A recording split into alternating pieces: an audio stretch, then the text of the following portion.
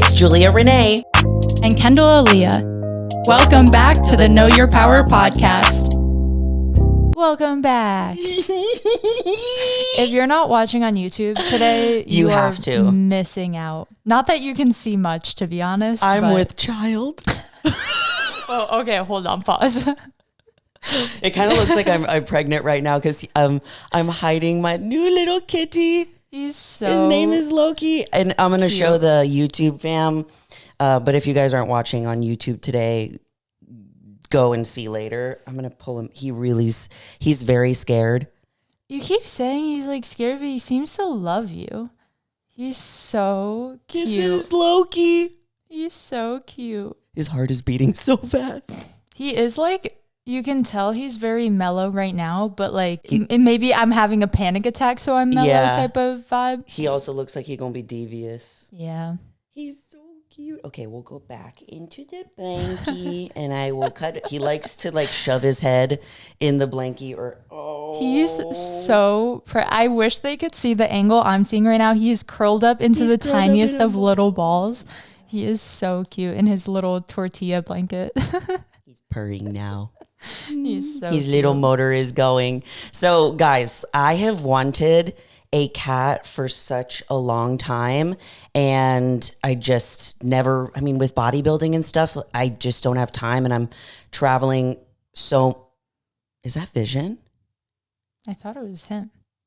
I heard someone squeal. Vision is super excited about the cat, but I can't let the Loki near Vision and vice versa because they got him from a shelter yesterday and he's like terrified. So he's like really wants to meet him, but we have to there's all these steps of like introducing them that I need to follow. Yeah. So he's been living in the upstairs bathroom and I just like go in there like every once in a while and I hold him and pet him and then he hides behind the toilet. Do you feel like you got him yesterday? Yesterday. Do you feel like today he's like already warming up to you a little more than yesterday? A little bit. He hisses at me every time I go into the bathroom. Fair, I guess.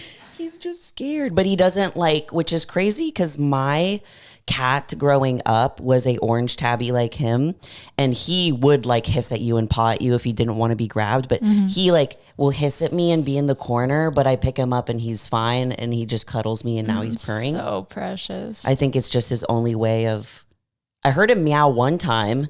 He was just like, meow. And I was like, that's your first meow. I haven't heard you meow. He said his first word. Oh, you're in such mom mode. It's so cute. I can't wait. I have to leave him too. Yeah. Literally today. My parents didn't know I was going to Houston. You have someone. I have a pet sitter okay, and she's amazing. She also trains cats and dogs and she just stays here and she like sleeps with them, sends me like updates. And I love to find like a person that I just have so that the dogs and like the cat are so used to him. So she's awesome and I love her. But how exciting. I'm so happy for you. Literally, I was on my way to a massage yesterday and I don't normally get a massage on Monday. I had to move it because I was traveling for a photo shoot. And my sister texted me and she goes, where are you going? Because she has my location. She goes, where are you going? And I was like, a massage, why? And she's like, when will you be back? I got to tell you something. And I was like, ugh. Chloe, I was like, just call me. Tell me now. I have like a 30-minute drive. And she's like, no. My anxiety. When will you be? Never. And I was like, bro.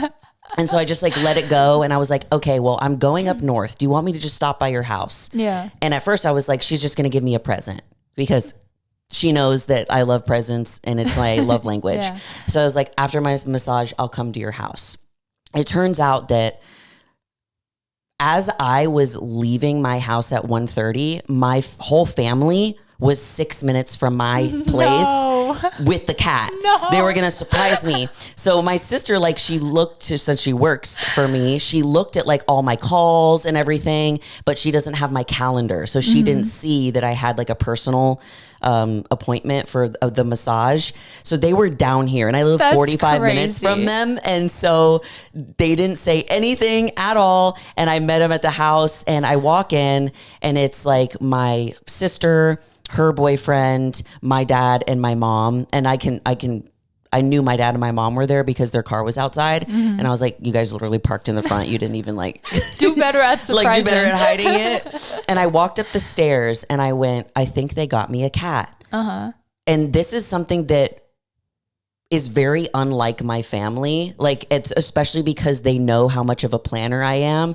The fact that I thought that was so weird. And an animal's like a big deal. It's not like, oh, they got me a t-shirt. Yes, you know? Yes. Or like this present that I had been wanting like for Christmas or like, I don't know, shoes or a bag. They got me an animal, a baby. So they blindfold me. I have the video on, it'll probably be on YouTube by now, but it was also on my Instagram. It's also posted on Instagram too, but they blindfold me and I sit there and my sister's like, stick your hands out. And she sits him in my lap in this blanket with a red bow on him. And I was like, I literally, my mouth was agape for like 5 minutes. It felt like I was just like video. So like I had no words that they like did all of this and had it planned. Like everything was taken care of. Literally everything was taken care of.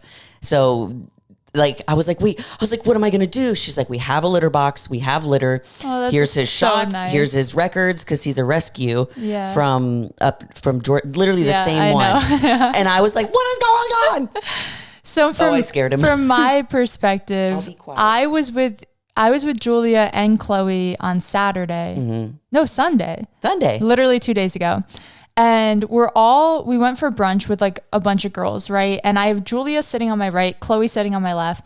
And one of my friends shows up with a little cat. And I know that you've mentioned like twice in passing of like, I kind of want a cat and might get one soon-ish, right?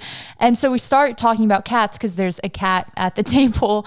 And as you're like, I really want to go get a cat, Chloe whispers in my ear, we're getting her a cat. Don't let her get a cat. Oh my God. And I was like, okay. Because I'm all for it. That day. Yeah. My mom and my dad, my sister's at brunch with me and Kendall, and she's on the phone.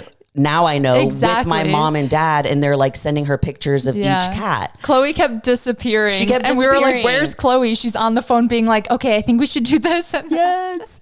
And it's just so cool. I was like, oh my, like putting all the pieces together.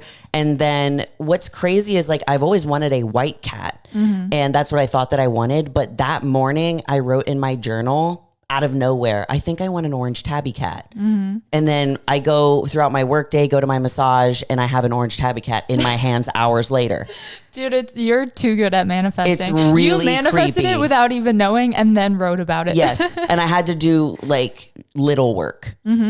Which was crazy. Like everything was taken care of. And then I freaked out because my I already had booked my lady to come and watch Vision. And then I was freaking out. I was like, oh my God, I'm going to have to like leave him. I don't want to leave him. I was like, can I sneak him into the hotel? Yeah. You know? Honestly, I was like, he's so tiny. I could sneak him into the hotel.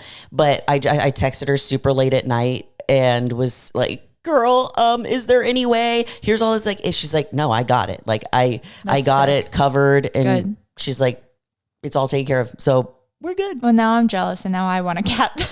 I know. We were talking about it because my boyfriend's super allergic to like normal cats, like most cats, but he's pretty good around Bengals. And we're going to be moving. Right now, since we live with my boyfriend and my boyfriend's brother, that he has a dog. So right now we have 2 dogs in the house and we're about to be just me and my boyfriend again in a house. Lonely. So yeah, I'm like really concerned for Rex's transition with that. And I feel like getting potentially a Bengal cat is a good in between because I don't know if I could do another dog. Like cats are just so independent. It's so nice. It is. Yeah. Like I haven't had one since I was a kid, and you can go on like a weekend trip, you know, and you can leave them there. And there's so many things that it's like, there's automatic cleaners, there's automatic everything. Yeah. My brother has a Bengal because I feel like I can already see at least one comment happening. Bengals are a lot of work compared to like regular a normal house cat. Why? Because they're so high energy and they need to get that energy out. But my brother has a human-sized hamster wheel for his. Are you where kidding he me? Literally has I don't this remember giant, seeing that. Really? It was in his office. Okay. But like I did see it. I did. So it's like a giant 6-foot hamster wheel essentially where the cat can like run and play and it has toy attachments and stuff like that. So I'm like already planning ahead because they are a lot of work. I can totally see you with one. Yeah. And what's weird is like am slightly like allergic to dogs and cats. Dogs actually more so. Like they'll actually give me like it's mostly short-haired dogs, like your dog. Yeah. Like I'll get hives and get a little bit itchy, but it's like that's nothing. Or my eyes get watery. It's worth it. And I thought, like that. I thought that when I got him, I was going to have some of the same things. Like he's been snuggling all up. I've been fine. Yeah. So I'm like, okay. You guys are made for each other. So his name is Loki. We have Loki and Vision. It's Marvel characters, obviously. So Vision is the like cyborg type deal thing, and he can like phase through people, and he's red. Yeah. And he has like an orange little thing, or it's yellow. And then Loki is the god of mischief. And I felt like I had this name picked out for my future cat forever because cats are they're a little bit more mischievous, and dogs are more like. Loki is so fitting, to be honest, for any cat. I feel like any cat gives Loki vibes. I also, when I posted about it, had at least 3 to 4 people who follow me send me pictures and said, this is my Loki. Aww, like they had cat. And I was like, oh my God, this is a thing. That's really cute. It's so cute. I'm so happy. My new mother. I am with child. It's not the same. It is kind of funny. I don't know. I got here. Julia had her back turned to the door, peering, right? Yeah. Peering out the window, like looking into my future as a mother, like petting this cat. I was dramatized. It was really funny. And I'm wearing my comfy clothes and a clip. I had my own update that I think you will judge me so hard for, which is why I'm going to tell it to you. I'm on it. Okay. I'll just take you through. This has happened 3 days in a row. And I promise today I'm fixing it. I get to my nighttime routine, right? I will never skip my skincare because I am an acne prone girl. I ran out of my face wash. So you're like, I live with 3 men. You would think someone has face wash. Of course not. I went bathroom to bathroom and no one else had face wash. They used body wash I didn't know and shampoo for their face. No, apparently, or nothing. I don't have any makeup remover or wipes or anything. So I was like, what am I supposed to do? I use dish soap on my face 3 days in a row. 3 days. So that's been my current update where I was like, even if you didn't want to like leave the house, you could have had Amazon have it there at least the next day. Yeah.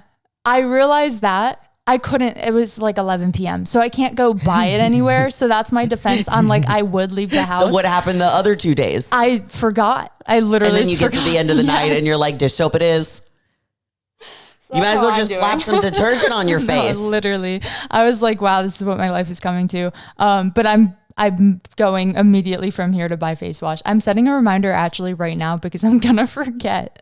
And I can't handle it again. But it's funny, last night as I was rubbing dish soap on my face, I was like, Julia would be so disappointed in me. I was like, I'm such a literally boy right never. Now.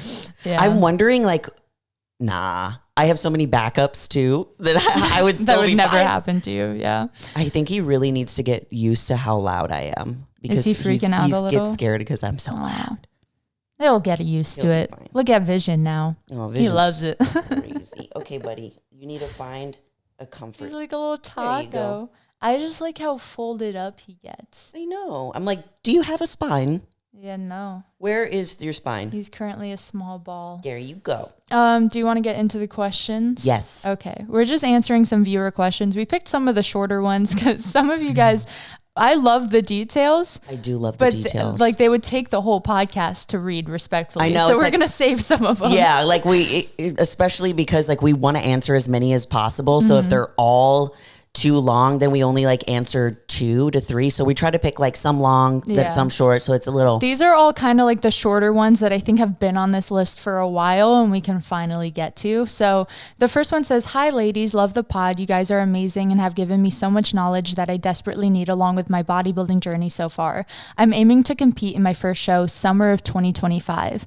Good luck. Yeah. My question for y'all is that on my last gym sesh, I decided to go up my weights on the barbell hip thrust from the week prior. Ooh. And found that afterwards my back felt irritated. I have an old injury and I was really not feeling the burn in my cheeks. I love that. Like I usually do. In my back. To me, this means that my spine was probably not neutral and I probably wasn't able to lock out at the top if I wasn't really feeling it where I was supposed to, which was a question mark. So like she's on the fence, but that's how she's feeling. Do I just go back down to the weight I can execute form correctly, even though I can do I can do that now at like 15 reps or more. I'm obviously focusing on progressive overload in that exercise. So I'm just wondering, at what point is the old weight not going to create enough of a stimulus if I can yet hip thrust the new weight correctly? I hope I'm explaining this right. That's a really good question. And I've seen recent debates online. I've always been one where I'm like, do the weight where first off your form is good and you're squeezing and you feel it in the right places, because that mind to muscle connection is so important.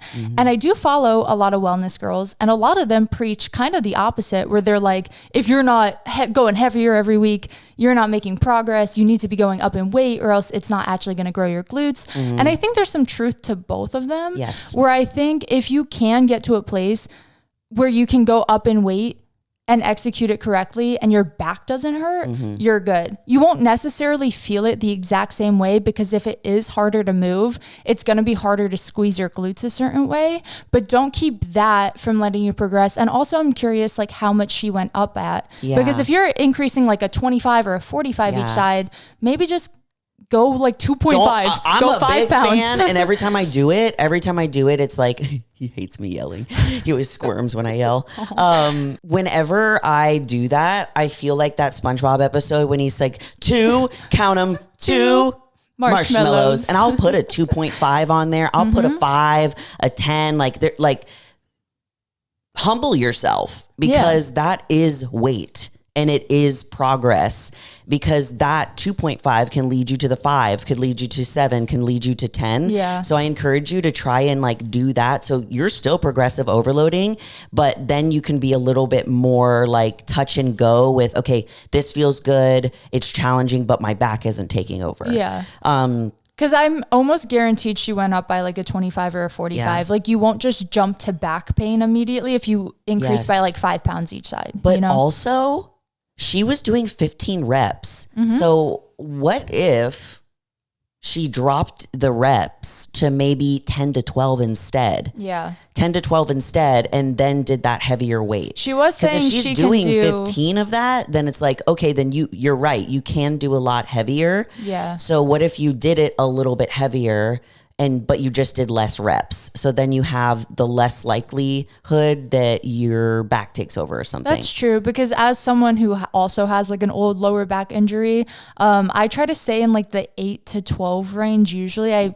Even if it's a weight I can control, if I go 15 or more, I do start feeling my back at a certain point, even if my form is perfect. Yes. It's just at a certain point your glutes fatigue, and what's next in line, it's your lower back. Exactly. So. And I always see like, what I'm thinking about is like the girls that are like slapping on so many plates for the hip thrusts. Yeah. And I love that. I think that's amazing.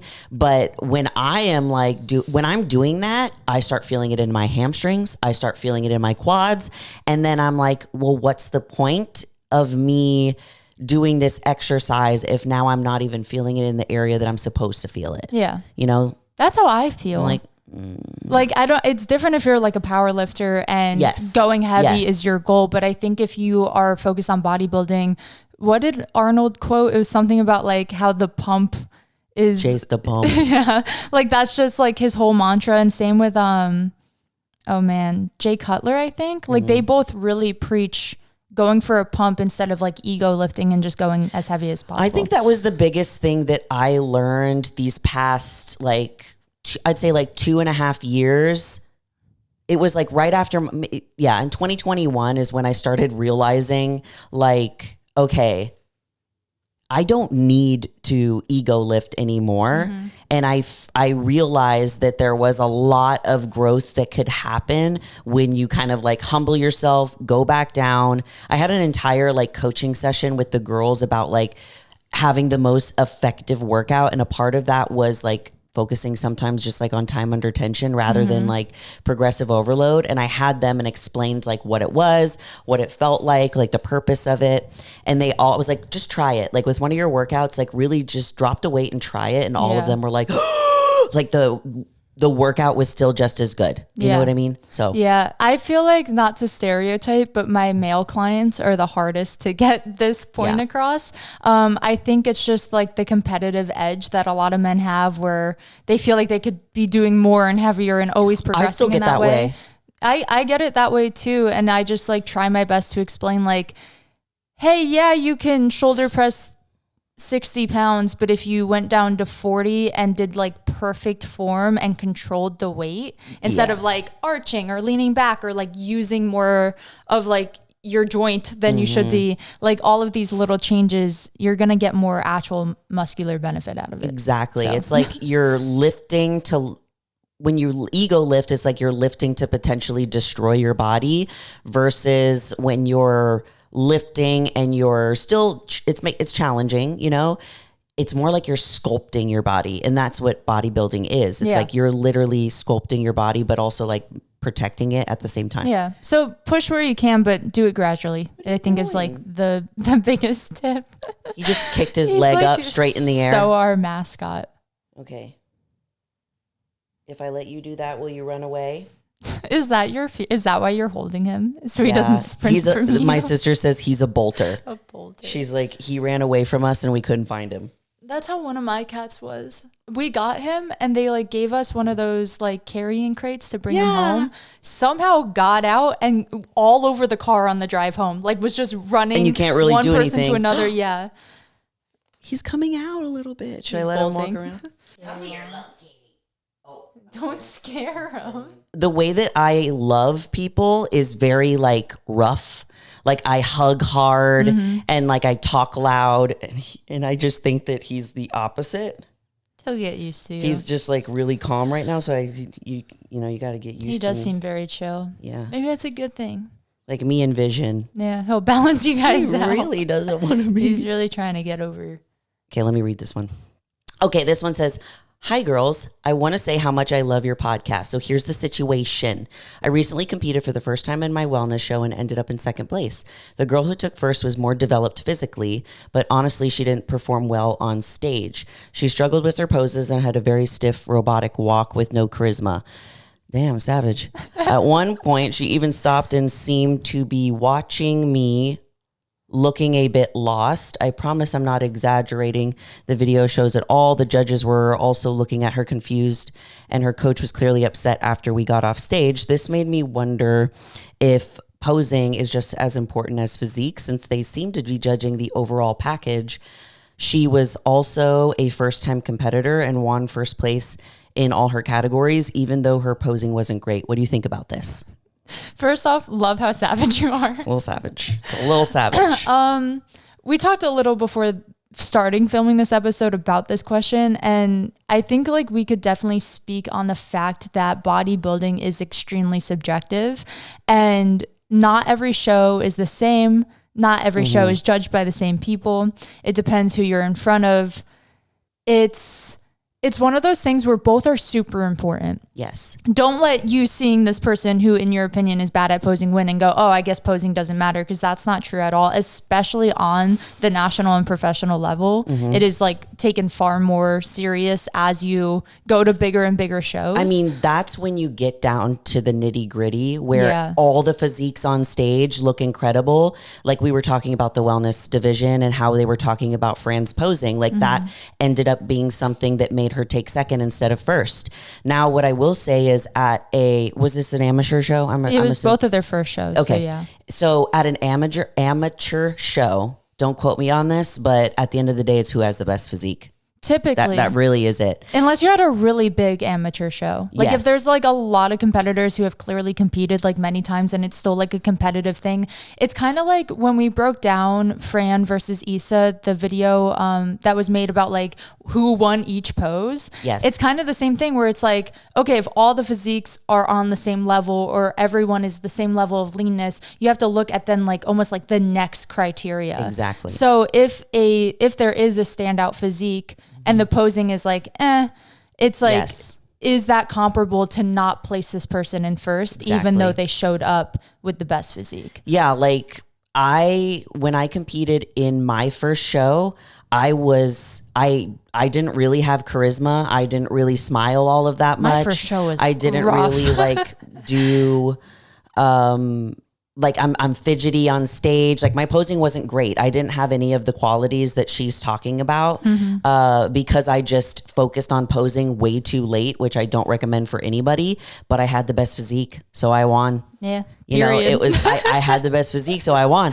But I knew that if I wanted to be super competitive at a higher level, that I couldn't have any of those things missing. Yeah. So that's after that, I was like, man, posing is going to be the one thing that I focus on. So I first applaud you for like really focusing on your posing, but I really feel like at the amateur level, because it's a lot of people's like first time competing, it's more so about who has the best package that fits that criteria that they're looking for. Not saying posing won't make you stand out though. So it don't definitely will. Yeah, still prioritize it. But I agree, like in order of importance, it kind of goes like your actual physique, and then it goes like posing, and then it goes like suit, hair, makeup. Yes. And then, yeah, I guess that's like the big three that they're looking at. But that's like kind of the order of importance. And then obviously on like a professional level, all three are very important because like any variable is going to stand out when you're top in the world. So. Exactly. And one thing that I would mention too, it's like bodybuilding is a subjective sport. Every single show that you go to is going to have a different set of judges, a different look that they may like or they may not like. You'll see somebody, this is why you'll see like maybe pros, they compete in multiple shows and they could be placing differently at all of those shows because there's different people that are showing up from all over the world. Yeah. There's different judges that are standing in front of them, regardless of what the criteria is. And if you're fitting that standard, people are human for one, and they have preferences. Just like I like guys who have muscles and tattoos. Like, you know, you have a certain type. Judges do as well. So that's something that is frustrating, but you have to be okay with because you're choosing into a sport where you're getting judged by other humans, and you have to be okay with that. And walk away just like, I gave it all my all, and that's all that matters. It's one of those things. And she even like talked highly on like her muscle development. So like you can always find like the bad or the good depending on what you're looking at against like who you're literally competing against. Like it's hard to take a second place and like not compare yourself to who won, you know? I feel like it happens. You're so cute. The next question is, hey ladies, love the pod and everything about you both. You bring me so much joy. Thank you. You're so cute. I'm a 38-year-old natty figure pro. Congratulations. Damn. About to start prep for my pro debut and super excited. That is really exciting. My last prep with the prep face, with prep face, the fine line started to sink in a little deeper and it really bothered me. I want to try to avoid this as much as I can this time around. I've never done Botox or filler or anything like that. My problem areas are the fine lines around my mouth and eyes.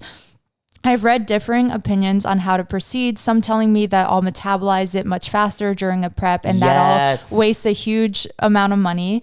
Can you talk about your experiences doing these things while specifically on prep and what you would recommend? P.S. I'm a low maintenance girly and the cost and upkeep of these things kept me mentally far away from them. So I really am trying to just look less sickly for the short-term period of time. I completely get this. I have never had Botox or fillers in a prep, so I might not speak on it perfectly.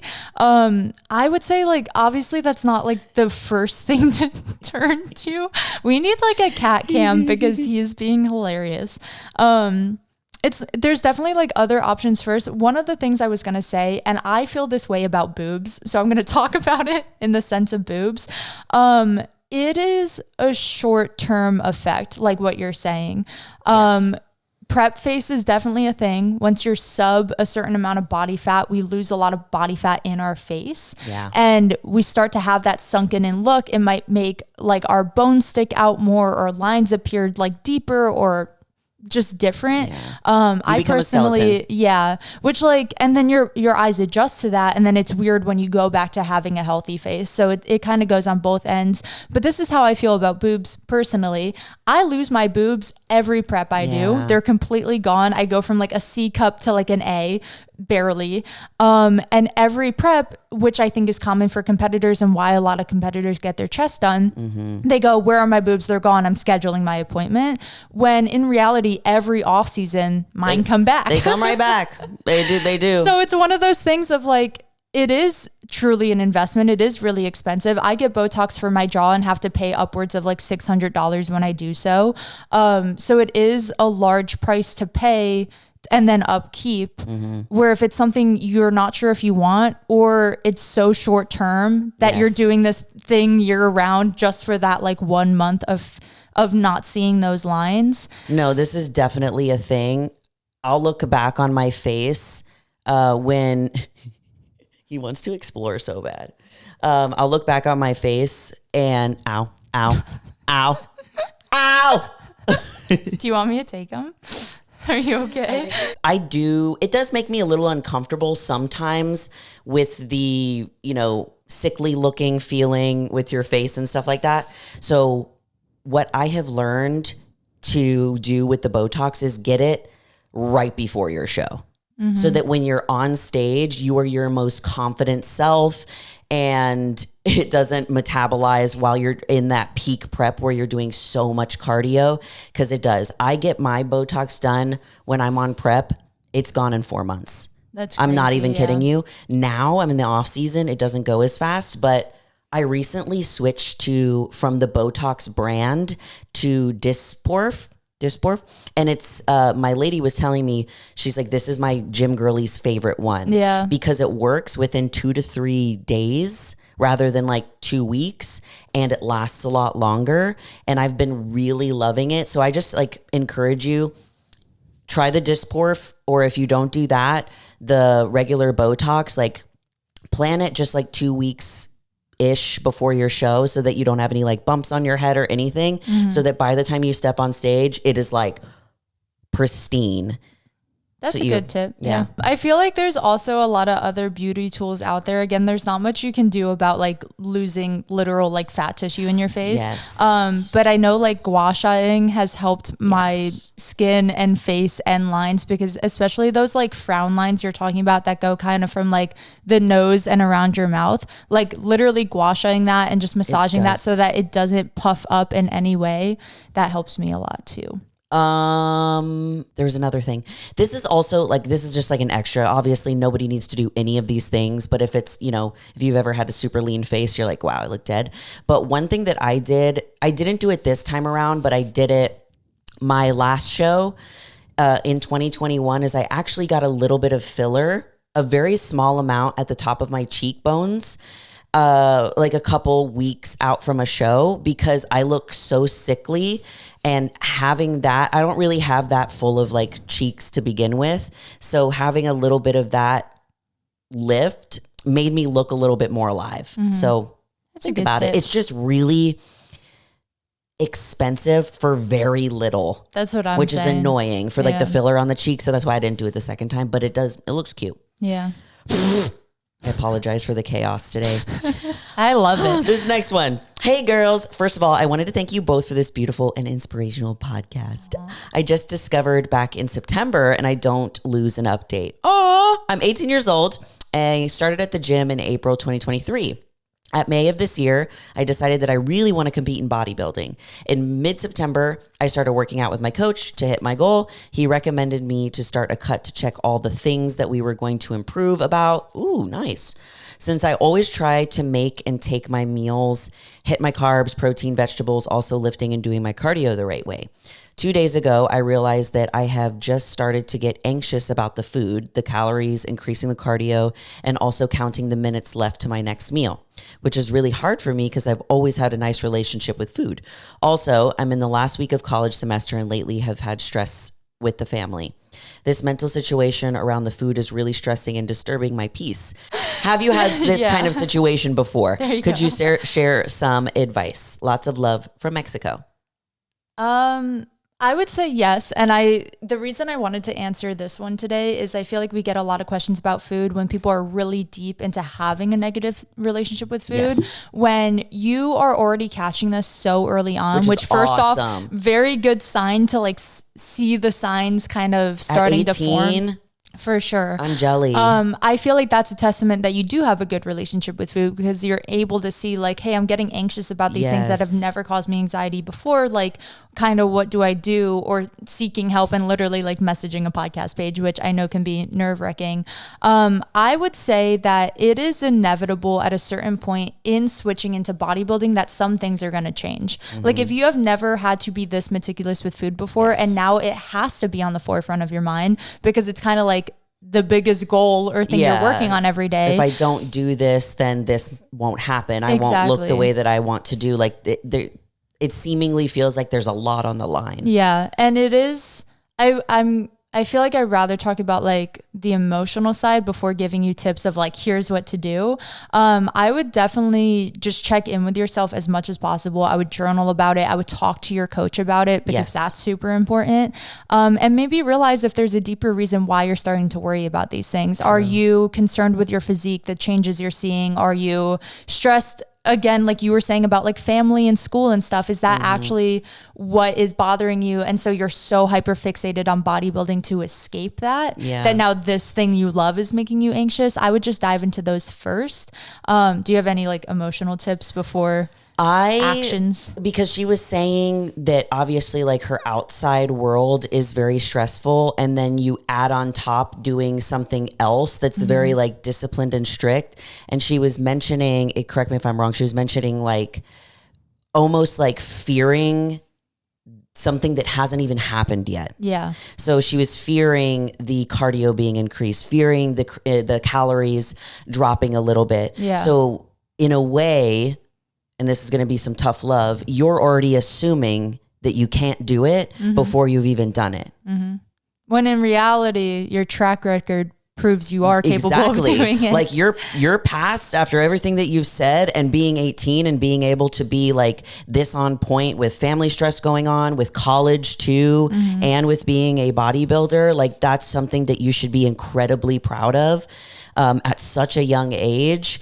So you've already proven to yourself that you can do this, because you do what you say you're going to. You're doing your workouts. You're already acting as if you are a bodybuilder. And that's what I tell people that are getting into this. I'm like, do everything right now like you're a bodybuilder. Like you sleep, you eat like it, you have all of the habits and the routines.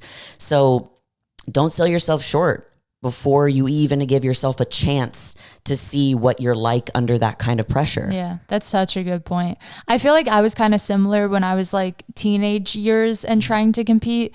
I think also like whether it's a strong opinion about yourself or not, like when you're a teenager, you're just a little more self-conscious or a little more concerned with maybe how you're being perceived by other people. I feel like that security just comes with adulting and living life and going through it every year.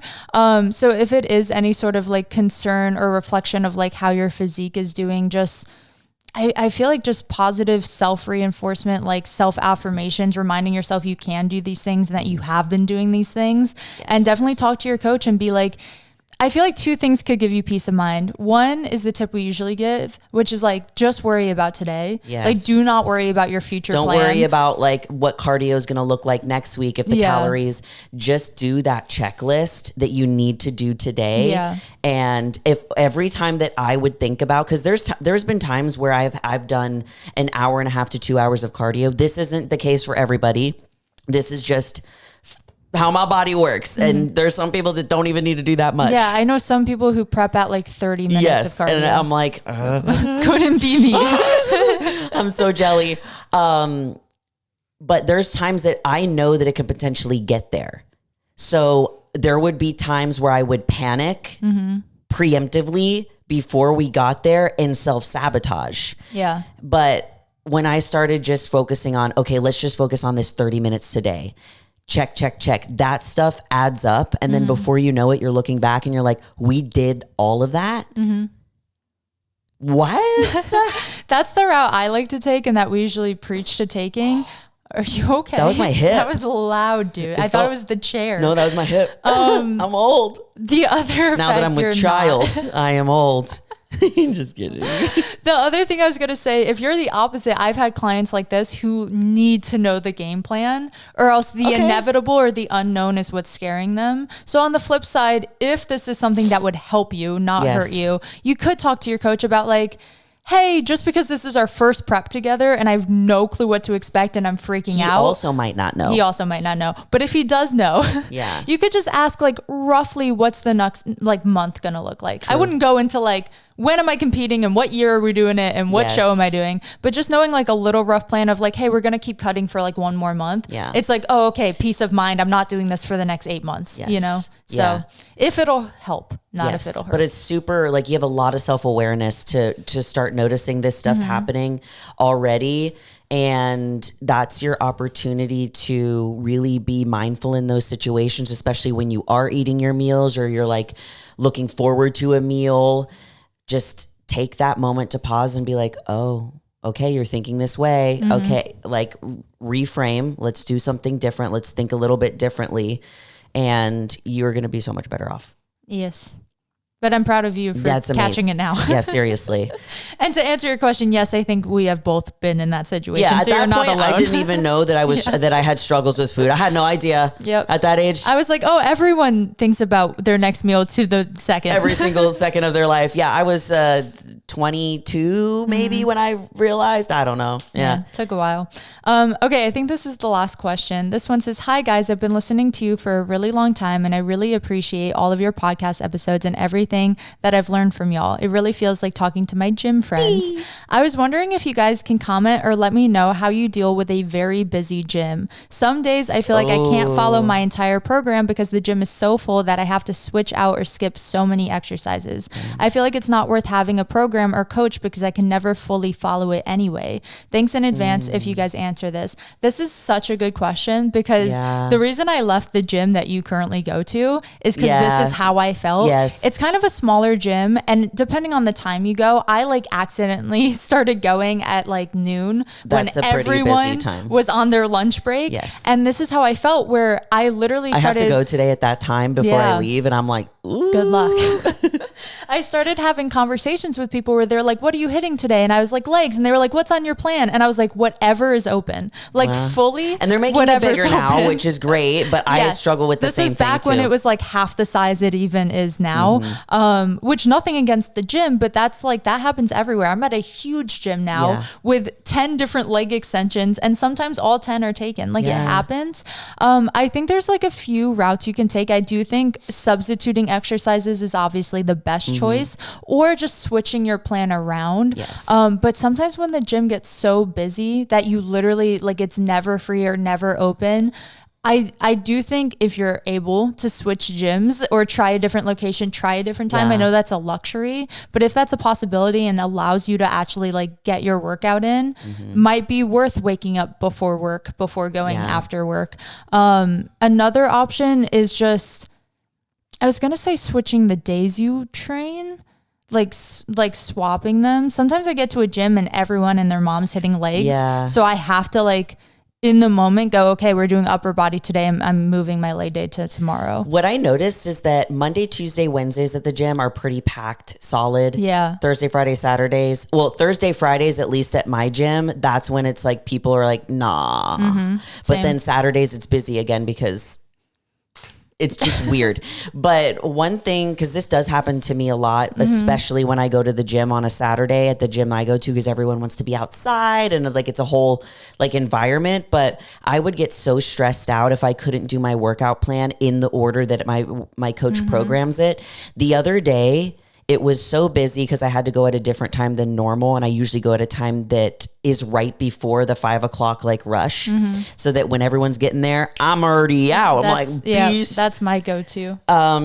So I had to do everything out of order. And I was like, this is just what we're going to have to do. It's not like the end of the world if you have to do that. Some like as a coach, sometimes you are programming that workout program in that order for a specific reason. But at the end of the day, getting it in is more important than the exact order that it's in. Agreed. And then along the lines of the coach thing, if you do get a coach, I do this with my clients. I have alternative swaps for almost everything on their workout program. Like, for example, one of my clients just got a breast augmentation. So I had to completely redo her program. And honestly, it was kind of fun. I love doing programs and stuff. And she can't train upper body. So we're doing 2 Pilates days. I put in all these alternative exercises because she can do legs now, but she can't train upper body because of her surgery. Yeah. But she can't train any legs where she's holding anything with a bar. Makes sense. So she can't do like RDLs. She can't like hold a goblet squat. So I did alternative swaps for things. And if you have a coach and they're a good coach, just saying. They should be able to Shout do out that for to you. Know Your Power program. They will provide swaps for you so that you, in the case that does happen, you have something that is similar. Yeah. So if you want to do that on your own, you can definitely just do that on your own. I've literally been in the gym when I first start. I still do this and I'm like, what is a good swap for blah, blah, blah that hits the exact same muscle? I now am aware of things that I can swap. It's like, you know, if I'm doing a seated leg curl, do a lying leg curl, do a standing leg curl. Like, you know, you could even, all else fails, you can put your kickback loops on your ankle and you can do a leg curl from the cable machine. Yeah. There's so many alternatives that you can do that are still targeting that same muscle. Just make sure that you still are. My favorite thing to do in like a really busy gym too is like when I find my spot, you better believe I'm staying there. Yeah. She's like, I'm setting up camp. I ain't ever leaving. That's how I feel. So like if I was supposed to do, let's say like a full shoulder, let's say a full back workout, because that can often use like a lot of different machines. Let's say I was supposed to train back. All the lat pull downs are taken. All of the rows are, all of everything's taken. If I can find a spot with the dumbbells, I can do anything with dumbbells. Like you could do a full leg day. Exactly. You could swap anything out for a dumbbell or like barbell variation. Is he exploring? He is exploring. This is a good sign. It is. So like if I get a spot by the dumbbells, I'll just like go through my list and substitute it. Like maybe instead of like cable low rows, now I'm doing like bent over rows, or instead of like doing the pec deck flies, I'm doing dumbbell flies. Like whatever you're able to do, as long as it's as close to the original programmed exercise as possible, I think you're totally fine. And I wouldn't stress it as much as you're stressing it. And maybe that's just like my type B personality. I used to get I would be like, if I can't do it exactly, like I'm going to freak out. So I understand her frustration. Yeah. Even the other day, I found myself getting like almost wanting to leave because I was supposed to do hip thrust first and I ended up doing it last because I went and I looked and then someone snagged it and then someone snagged it. Yeah. And I was like, oh, the whole and I was like, workout. all right, we're doing it last. That's just how today goes. I'm so happy that he's exploring. He's exploring, guys. Didn't make it far, but he didn't make it cute. far. He's not hiding, which is a good sign. I think that was the last question for today. Awesome, guys. As always, if you have any questions, please email them to knowyourpowerpodcast@gmail.com and we put them on a little document. We organize it and nobody gets left out. So we love you all so much and you are more powerful than you think. Bye.